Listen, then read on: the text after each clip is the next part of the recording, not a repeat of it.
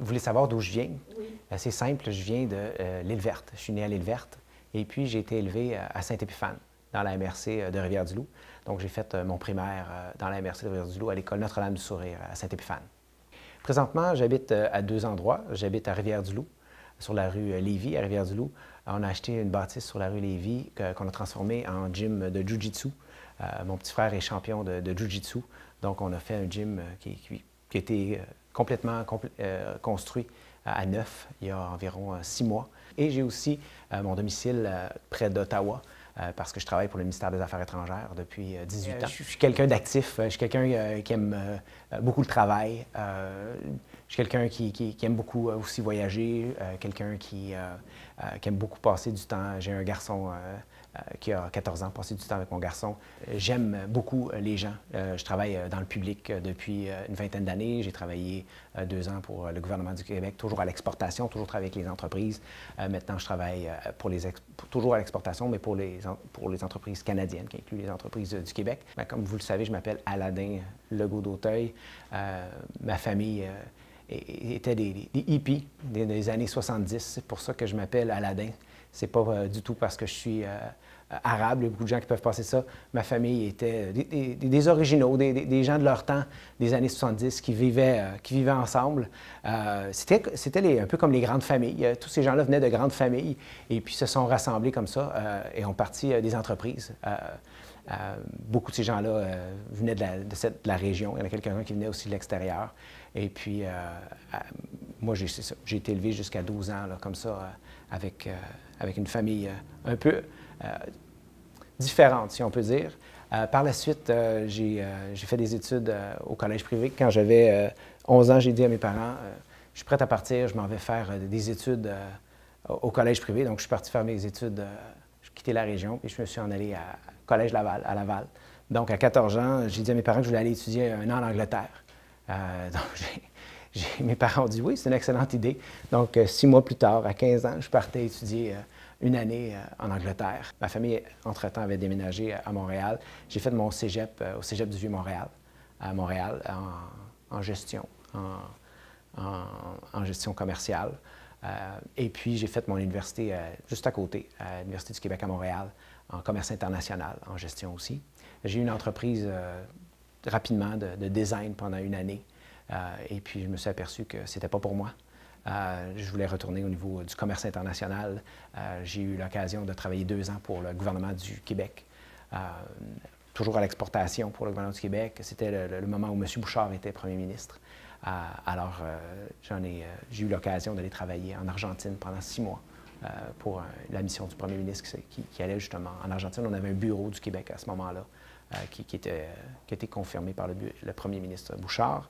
Par la suite, j'ai quitté. J'ai commencé à travailler pour le ministère des Affaires étrangères du gouvernement du Canada.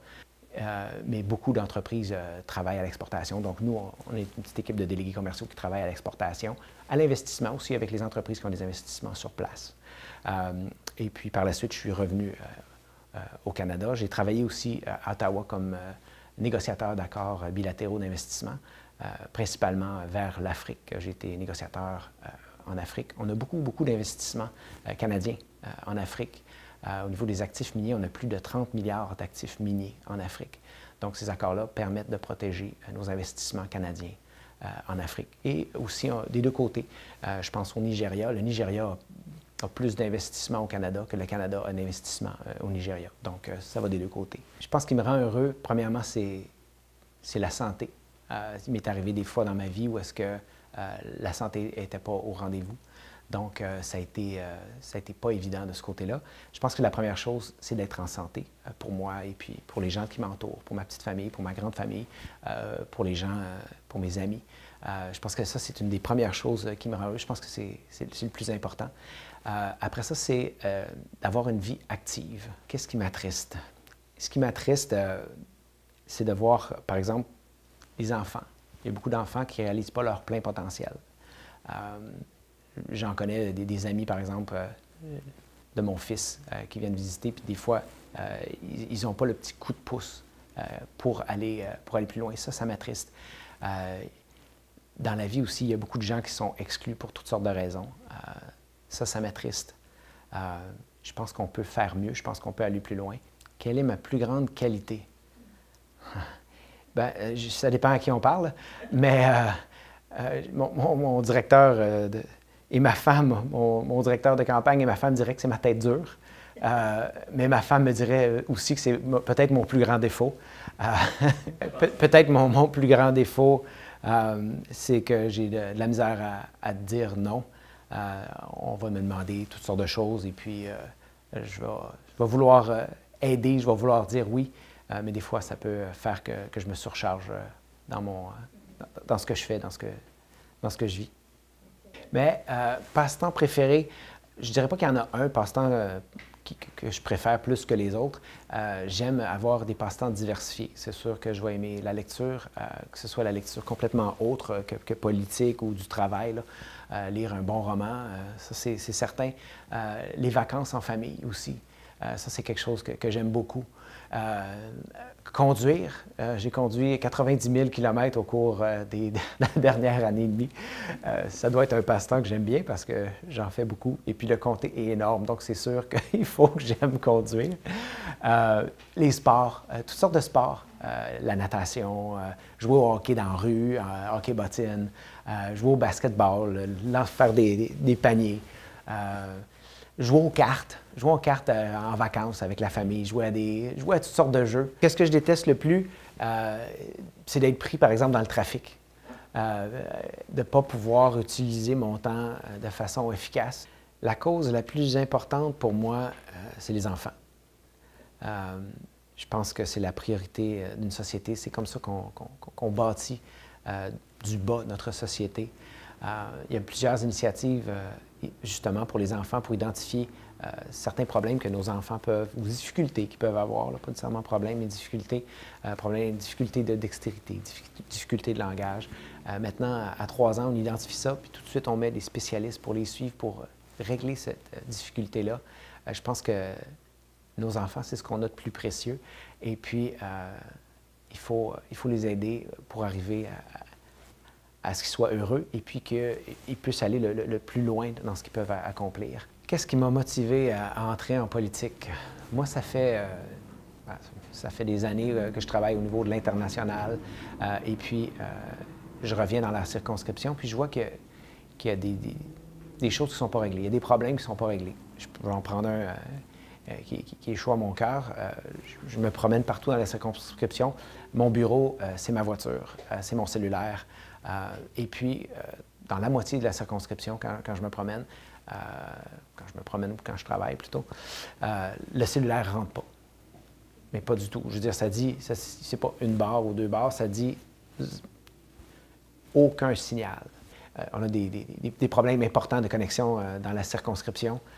Moi, c'est quelque chose que je ne peux pas comprendre, que ce ne soit pas réglé déjà. Je le mentionnais tout à l'heure, je travaille au niveau de l'Afrique depuis 4 ans. Je fais beaucoup de voyages en Afrique. Et puis, une chose qui est très claire dans la plupart des pays que j'ai visités, c'est que le cellulaire rentre très bien. On a un taux, effectivement, ce que je vois en Afrique, il y a un taux des fois de même plus de 100 Ça veut dire que les gens vont avoir 2 et même 3 cellulaires. Ici, on est loin de ça. Il y a beaucoup de gens qui n'en ont même pas parce que dans leur municipalité, ça ne rentre pas. Moi, d'ici le prochain 4 ans, je veux m'assurer qu'on règle ce problème-là. Les fonds sont disponibles. Le gouvernement libéral a mis 1,7 milliard de côté pour régler cette question-là pour les communautés qui sont à l'extérieur des grandes villes. Donc, ça, c'est directement ici. Moi, je vais m'assurer d'aller chercher ces fonds-là pour pouvoir régler ce problème-là. La connectivité au niveau Internet aussi, très importante. Ce qui est la base aussi, c'est toute la communication. Il faut qu'on soit branché au complet dans toute la circonscription. Bien, je ne sais pas si ce serait numéro 1, mais je pense en grande priorité égale, effectivement, tout ce qui est branchement cellulaire et Internet. Ça, c'en est une. Une autre qui est très, très importante, puis je mentionnais les enfants un peu plus tôt, mais c'est la famille. C'est la famille, c'est nos aînés. Je vais commencer par la famille, mais ce qu'on voit depuis les 2 dernières années, c'est que le gouvernement fédéral, le Parti libéral, a fait un très grand changement au niveau de l'allocation canadienne pour enfants. Les montants moyens par famille ont été augmentés de plus de 4 600 pour une famille qui a 2 enfants. Les aînés, on voit beaucoup de gens qui arrivent, qui ont de la difficulté à joindre les 2 bouts. Moi, je rencontre des gens, par exemple, j'ai un couple qui me disait qu'ils vivent avec 18 000 $ par année. Avec 18 000 ça ne permet pas d'arriver. C'est en bas du seuil de la pauvreté. Le gouvernement libéral promet, une fois qu'il sera réélu, une augmentation de 10 de la pension des gens pour la partie fédérale. Il y a aussi une augmentation pour les conjoints survivants de 25 Donc, ça, c'est quand même des montants qui sont substantiels, qui vont permettre pour les gens qui ont les plus bas revenus de faire une très grosse différence. Un autre point qui est très important, une autre priorité pour moi, c'est l'économie. Je travaille comme délégué commercial, toujours à l'exportation depuis plus de 20 ans. Moi, je suis spécialiste au niveau de l'exportation et c'est clair que je veux travailler avec les entreprises, je veux travailler avec les agriculteurs, rencontrer les gens de l'UPA, comme je le mentionnais plus tôt. Les agriculteurs ont eu, au cours des trois dernières années, des années de sécheresse. Donc ça, c'est pas évident. Doivent conjuguer avec des difficultés là, pour arriver. Souvent, on a vu le prix du lait qui a diminué. Il y a eu aussi la gestion de l'offre. Avec le gouvernement, on a ouvert d'environ 10 Pour l'instant, ce n'est pas tout à fait 10 Il y a 3 au niveau des États-Unis parce que l'accord avec les États-Unis n'est pas ratifié, donc il n'est pas en vigueur. On voit que c'est déjà une partie, donc le 2 tiers de ce montant-là. Il y a eu des montants qui ont été alloués, 28 000 pour une ferme de 80 têtes. Il y aura d'autres montants qui seront alloués par la suite, une fois que l'accord avec les États-Unis sera ratifié. Mais moi, je pense qu'on doit aller plus loin. Quand je rencontre les agriculteurs, ce que je vois, c'est qu'il y en a certains qui sont en détresse. Il y en a beaucoup qui n'arrivent pas. Moi, je veux travailler. Je veux être celui qui va représenter les agriculteurs à Ottawa. Ici, on est le 2e comté producteur de lait au Canada. On a des besoins plus grands que certaines autres circonscriptions, certainement. Beaucoup de circonscriptions qui ne sont pas rurales. Mais moi, je veux être celui qui va travailler, qui va représenter les agriculteurs ici, dans la circonscription, à Ottawa, pour aller chercher des fonds, pour développer. On peut faire beaucoup mieux au niveau de l'agriculture. Aussi, j'ai l'intention d'avoir des ressources directement dans mon bureau pour travailler avec les entreprises. Je vais avoir une ressource pour travailler directement avec les entreprises au niveau de l'agroalimentaire parce qu'il y a un besoin criant. Je veux qu'on ait un profil très précis de chaque entreprise au niveau agroalimentaire, au niveau aussi de l'exportation des entreprises locales pour travailler avec elles. Donc, j'aurai une ressource dans mon bureau qui travaillerait au niveau de l'agroalimentaire spécifiquement et une autre ressource qui travaillerait au niveau de la balance des entreprises pour aider les entreprises à se développer, faire le lien aussi avec les programmes qui sont disponibles au niveau fédéral. Il y a beaucoup d'argent qui sont disponibles et les entreprises ne sont pas toujours au courant de comment ça fonctionne, comment ça rime avec ces programmes-là. Et moi, c'est ce que j'ai l'intention de faire. J'ai l'intention d'avoir des petits bureaux directement avec les intervenants qui sont en développement dans la région, 2 bureaux, un à Montmagny, un à Rivière-du-Loup, mais des petits bureaux qui permettent de pouvoir travailler avec les gens qui sont directement avec les CLD, avec les SADC, travailler avec les mairesses, les maires. On a 348 conseillères et conseillers dans la circonscription. C'est tous des gens qui connaissent bien leur milieu. On a 58 maires et mairesses. On a 2 députés provinciaux. Moi, j'ai l'intention de travailler avec ces gens-là pour faire avancer les dossiers. Ces gens-là connaissent les dossiers. Un député fédéral ne peut pas connaître l'ensemble des dossiers de 58 municipalités. Donc, moi, j'ai l'intention de travailler avec ces gens-là. Un exemple que j'aime bien donner, c'est l'exemple des oies blanches. Ici, c'est la capitale, à Montmagny, de l'oie blanche.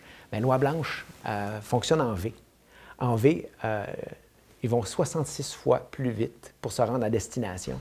Et aussi, l'oie blanche qui est en tête change. Donc, moi, c'est un leader qui est comme ça. Je travaille en équipe, je travaille avec tous les gens du milieu pour faire avancer la cause.